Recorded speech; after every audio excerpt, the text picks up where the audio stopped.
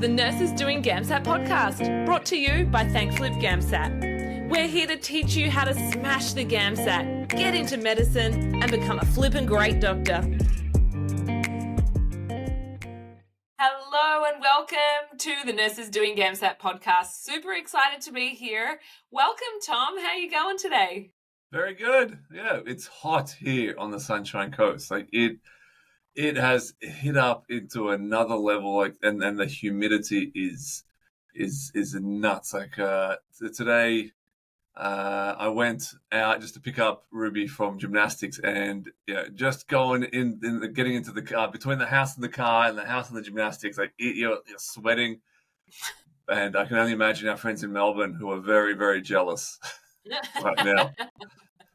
I feel like unless you're in Queensland and know this heat, it's like better in your mind than it actually is to like experience it, because this is not normal. Yeah, it's weird. It's like there are different things you need to consider. Obvious things like, those plants need to be watered more often. But then there's like the garbage. This is a bit gross, right? Just a heads up. It's a bit gross. But if you leave old meat in the bin, you just chuck it away. Within a couple of days, you're going to have maggots just out of the bin. When we lived in South Wales, we lived up here, we've had to start to freeze our rubbish. We never had to do that in Sydney. Legitimately never had I ever considered that we would have to freeze our dinner that we didn't finish on our plate. Yeah, because if you don't, it's going to get overrun. And the other thing, air conditioning. Some people are like, no, you can get by without it. No. You need air conditioning up here. Otherwise, it is crazy. And lots of showers. Yeah, and lots of time at the beach as well, which is a nice little bonus, which you can't do anywhere else. You got the beach and you got the maggots, so you take the good and the bad. And the humidity, and then the big storms blow in. It'd be hot as hell during the day, and then in the afternoon, big dramatic storm blows in.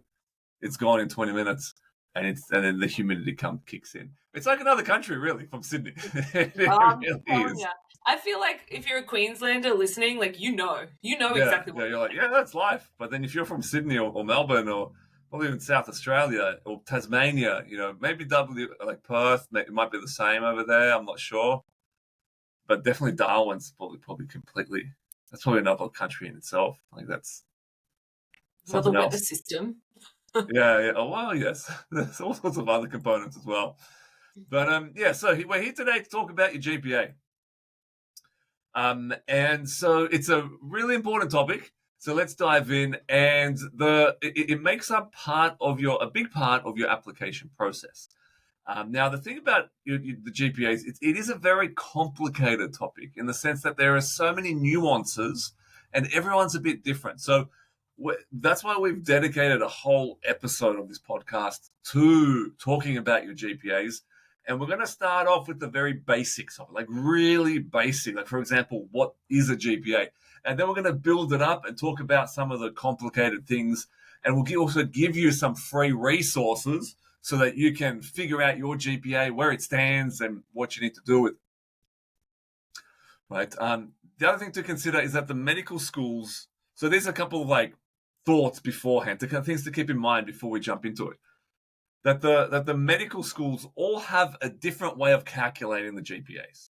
Again, that adds to the complexity of it, because they all might look at different criteria, different components that will count as part of your GPA. There's some general rules of thumb which we'll talk about, but they are all a bit different. So, and they change. The universities change their application criteria as well over time. So what we're going to try to do with this podcast, because this podcast is going to live on forever, but the universities will change some of their rules.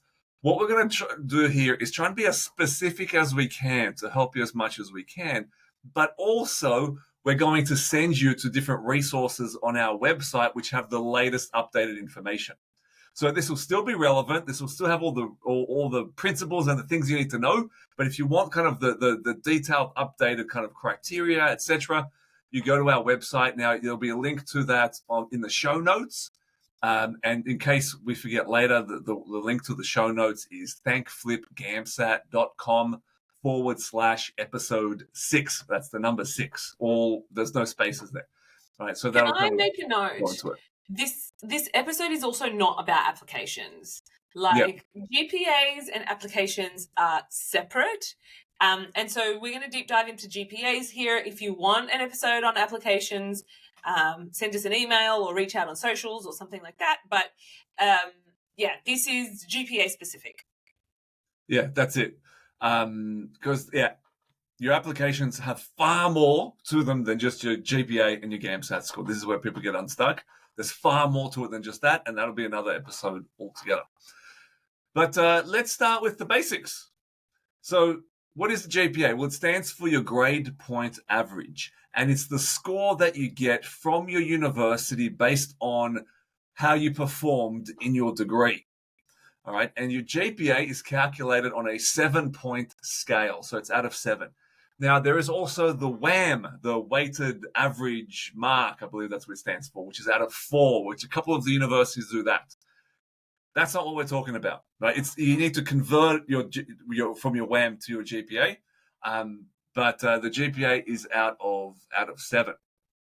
Now, Marie, do you want to talk about the 2 types of GPA that the medical schools look at? So there's something called a weighted GPA and there's something called an unweighted GPA. So an unweighted GPA is where they look at the last 3 years of study and they put equal emphasis on each of those 3 years. So if you went really poorly in first year and really amazing in the final year, well, your first year and your final year are worth the same amount. And that is an unweighted GPA. A weighted GPA puts more emphasis, or what I would like, more emphasis on the latter years of your study, assuming that you've gotten better at studying as the years have gone on. So if you have a terrible first year score, but an incredible final year score, or third year score, then your weighted GPA is actually going to be tipped in your favor.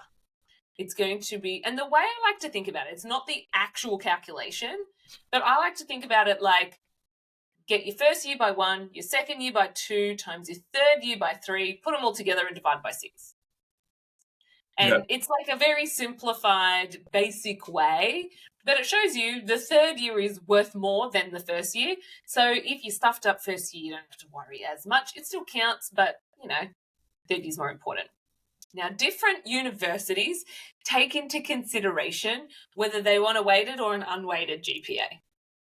Yeah. So some of them will take weighted, some of them will take unweighted. And again, this is why you need to have a look at our website where we lay all this out. We have all the medical schools side by side for you, so you can see that in the links in the show notes.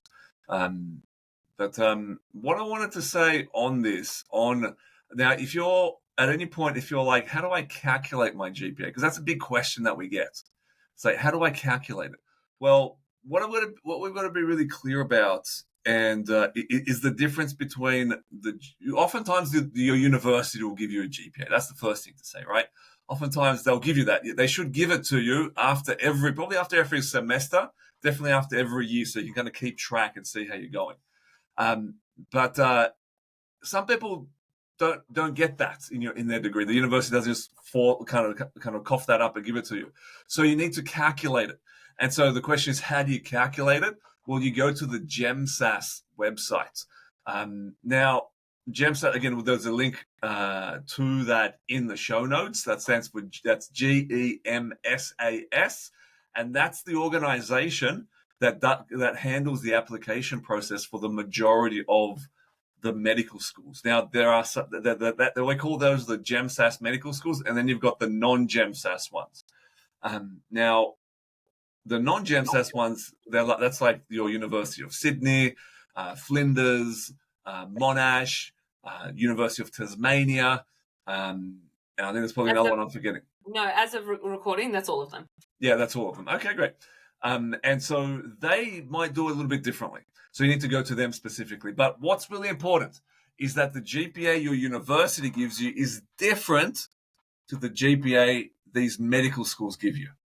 All right. And this is something you've got to be aware of, because we've literally had someone come to us saying, that she was in tears, saying that she called up the University of Sydney's admin and say, hey, this is my GPA, and do I stand a chance of getting in? And she was like, nah, you got no chance, you're not getting in, and or something along those lines. Break And your so heart. this She was student like was, rough. yeah, it That was really admin rough, like lady. unnecessarily rough. And so she was quite upset. And then we said, well, actually, before you make any grand assumptions, go to the University of Sydney's website. They use a different system for their application process, and put in all your results and see what GPA they give you. And it was a different one, and it was enough for her to apply. Right, so it can be that significant a difference in terms of what your GPA actually is for the individual medical schools. And again, coming back to that principle that each medical school does things a little bit differently, and each of you is a little bit different because you've got, you might have, honors or a master's or different bits and pieces that the unis will take into consideration. And do it immediately. Like, if you've got a GPA that you feel like is low, going to the GEMSAS website, doing the GEMSAS calculation, your GPA could very well and often does go up. So before you invest 10 or 20 or 30K going and doing a master's or a graduate diploma or whatever because you think that your score's not good enough, it's really worthwhile just going and bloody checking. Yeah.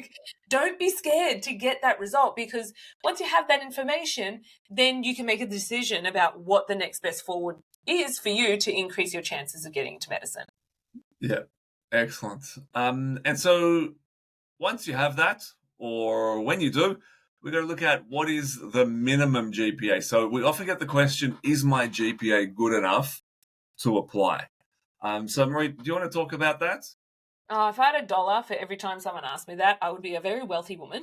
And I don't know if we mentioned this yet, but every person has their own individual kind of situation, and GPAs are an art. They are not a science. There's no blanket rule. So, for example, if you're an ATSE student or a rural student, there are different criterias for many different universities that may be different if you have not got that in your background. So what I want to kind of talk about here is kind of what the minimums are, but depending on your situation, that might be different. Okay, so just keep that in the front of your mind.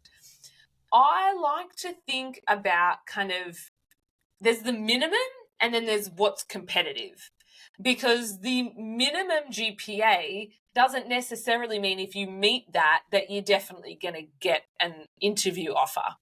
So depending on the school, it kind of varies from 5 to kind of 5.6 being the minimum, but not competitive. I look at it, if you think about it, almost like a traffic light system where like red is not great, orange is, okay, but a bit iffy, and then green is like good to go. I think of like a 6.5 to a 7 GPA as you're feeling quite confident. Like that's a green light. You're feeling okay. If you've got a 6.5 to a 7, would it be worth going back and improving that? Probably not. Not for the time and the money investment that would go through. And if you're not getting an interview and you have a 6.5 to a 7 GPA, there are other factors that you could probably be working on, most notably probably your GAMSAT. If you're a 6 to a 6.5, it's yellow. It's that orange light. It's a bit iffy. It's not bad. It's not good. You could definitely get an interview offer and a med school offer with it, but you're going to be sweating all the way up to like when it's when it's been released, because it's kind of in that iffy zone. So, would you go back and do something about your GPA if you're between that 6 and 6.5? Maybe, maybe not. It's going to depend on everything else, but you might be considering it.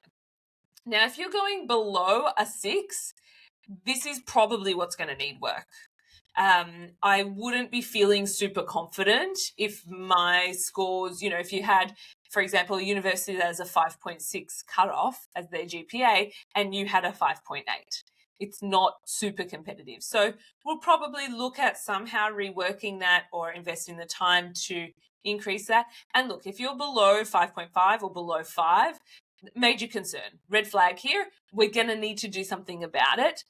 But when we do something about it is very important. So recently, in the last year or two, GAMSAT or ACER changed the rules that your GAMSAT score lasts for 4 years. Now, this was a significant change because if you're someone that's in that yellow, that red, or that really red zone with the GPAs, what it means is that instead of fixing your GPA and then going in and doing the GAMSAT, you can reverse the roles. So you don't want to go and like fix your GPA if every time you sit the GAMSAT you bomb out. That is a waste of your time, your energy, and kind of what you're doing. So my recommendation is always go and do the best you physically can in your GAMSAT first. Like go and absolutely smash that exam. Get a 70, a 75, an 80, something you're like super proud of, and apply with the GPA that you have, knowing that if you're not getting an interview, it's not because of the GAMSAT, it is because of your GPA likely, and then go back and invest that time and that money to go and fix it. Because the worst case scenario is not you applying and not getting an interview or you applying and not getting an offer. That is not the worst case scenario. That actually doesn't change anything about your scenario than you're currently at, right? But the worst case scenario is if you don't apply and someone with the same scores as you gets in.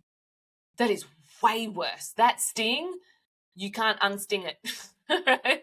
Once the bee's stung, you can't unsting it. So to me, it's like you got to see where you're up to in terms of your GPA. That information is important, but where we invest our time and our energy and our focus is most likely always going to be the GAMSAT. All right, so if someone has a low GPA and they've done the GAMSAT, they've done well, and they want to improve their GPA, how do they go about deciding what to do and how to do it? Again, this is an art, it's not a science. So it's going to depend on a whole bunch of factors, but I kind of want to lay out the principles here. The first thing is that the result that you get matters. So please do not go and think, I'm going to do something because of the art of learning and I want to challenge myself and I want to do the hardest thing that I can. Like, if you hate physics, don't bloody do physics, okay? You're probably not going to go that well. Well, yeah, if it's in order to increase your GPA, yeah. Yeah, if you're just doing it in order to increase your GPA. Now, if you're a nurse and you want to do some extracurricular nursing stuff because it's going to impact your nursing career that you're probably going to keep on doing while you're a med student, then great. And I'm assuming that if you're a nurse and you've been doing it for a few years, probably a good nurse, and you're going to go well in that. So the first thing is when you're choosing what to do next, please choose something you're good at. And if you love it, if you enjoy it, you're way more likely to try harder and do better. So yeah, I think what Marie's trying to say is make sure you get a high score. There's no point doing an extra degree and getting the same GPA, or worse, getting worse GPA, and then end up with a lower GPA or the same thing. So you want to get the high distinct. You need to get high distinctions. You need to get high scores so that overall GPA goes up. Now, the other thing to consider is what type of extra studies you're going to do. Because there's graduate certificates, there's graduate diplomas, there's masters, there's honours, there's PhDs. Like, the list is endless.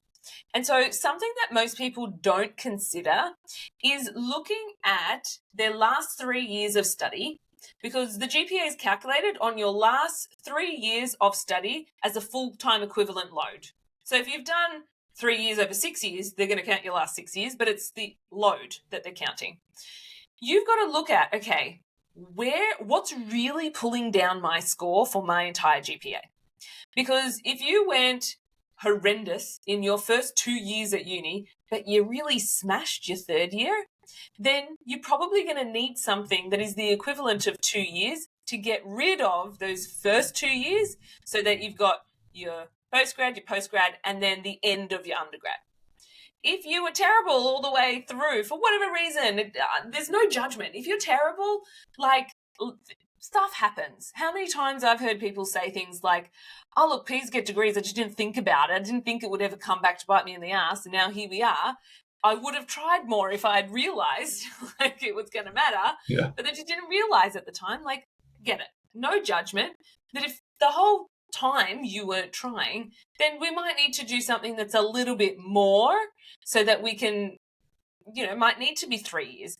Or if it's just 1 year, like, you got to think about when you're choosing what you're doing, what is going to strategically give me the highest score when I put it through the GEMSAS calculator or when I put it through whatever calculator that it is. Yeah. So go in there and have a play. Like, yeah. The other thing to consider with that is the medical school that you want to go to, because different schools will consider different things in your GPA. Some of them won't count some types of degrees, right? Mm-hmm. While others, like I think it's the University of Western Australia, for example, off the top of my head, if you have a PhD, they'll give you a 7 out of 7 automatically, right? While others might not do that. And some of them will count diplomas, some of them will count masters, some of them will only look at your undergrad but give you extra points for a master. So it is what Marie's talking about as it being an art. And again, go to the show notes. We've got a link to our med school summary page, which kind of compares the schools next to each other, and you can see how that works. That med school summary page is a lifesaver, because what it does is it takes all of the information. So instead of you going to Deakin and then Monash and then UWA and then UTAS and then Notre Dame and then ANU and going to each individual website, we put it all in one spreadsheet so you can see side by side, okay, if I do a master's in coursework for nursing, for example, which university is going to take that? And the information is all in one spot. I absolutely love it. I refer to it all the time because who can remember all of the nitty gritty of every single university? But I highly, highly recommend it. And it's totally free. Like, why the hell wouldn't you use it, right? It's really, really good. I would also say just a note on things like masters in coursework is very different to masters with research. And most universities don't really use that kind of masters, the research masters there. So most of them like masters in coursework, which is just a side note.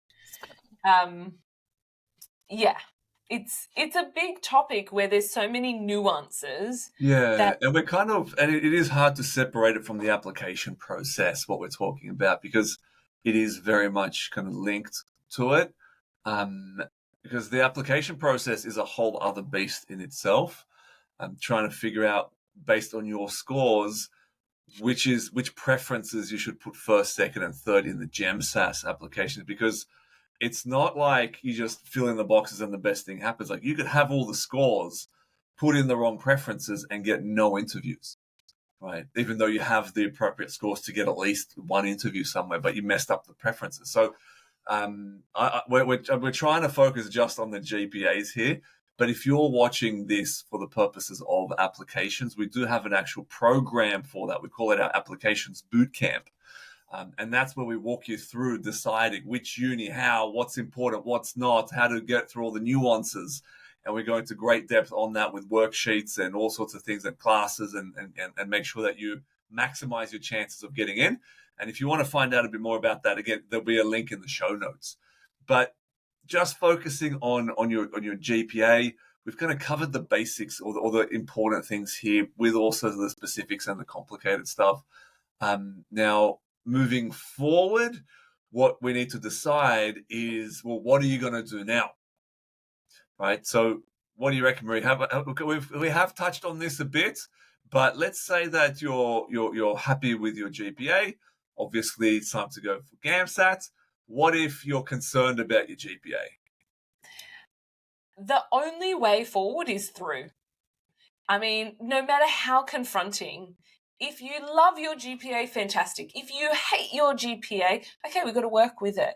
I think the next step for everybody here is how can we go as well as physically possible in our GAMSAT so that it's almost like taking the pressure off the GPA a little bit. I would also like to say, like, so many people have improved their GPA and gotten in. It's not beyond you. I want to like make sure it's super clear to anyone listening. If your GPA is not where you want it to be now, it doesn't mean that the door to medicine is closed. It is not closed to you whatsoever. There are many, many options. Might it take a little bit longer? Yes. Probably, if you've got a 4.2 GPA, you're probably going to need to go back and do some additional study. But that doesn't mean that your dream of medicine is over. It just means it's a little bit longer. And to be honest, in the grand scheme of things, we are all working later and later in life, right? When I was younger, 60 used to be the retirement age.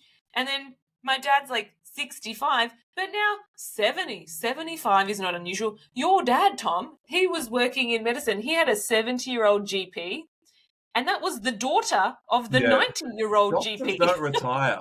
The funny thing about doctors is they don't retire. They just keep working, and they just do a little bit less work, but they keep working until they die. Like, they love it. And so, if this is something you're going to love, then it's worth, doing a couple extra years in the grand scheme of things to get your GPA up. But yeah, just to reiterate what Marie's saying, we recommend you focus on your GAMSAT score first because it lasts for 4 years. And there's no point spending all this time increasing your GPA only to then struggle with the GAMSAT. So let's get GAMSAT out of the way first. Let's nail that thing and then look at what we can apply at that point with your current GPA. And if that doesn't work out, then we can work on your GPA and increase that. So that's kind of what we found over the last 18 years as being the best way to proceed with all these different variations and kind of uncertainties with your GPA and the GAMSAT score. I do not recommend that if you're working, particularly if you're working full time, and you're doing something extra to improve your GPA and doing the GAMSAT, I don't recommend that. No. Is it possible? Yes, you can do it. Is it recommended? No. No, and we see this all the time because people are super excited and they're super keen, and we get it. But then, like I said earlier, you need to get a high score on that extra degree. There's no point just PISA degrees through the whole thing and get these low scores and then your GPA stay the same and you've paid all this extra money and put all this extra time in.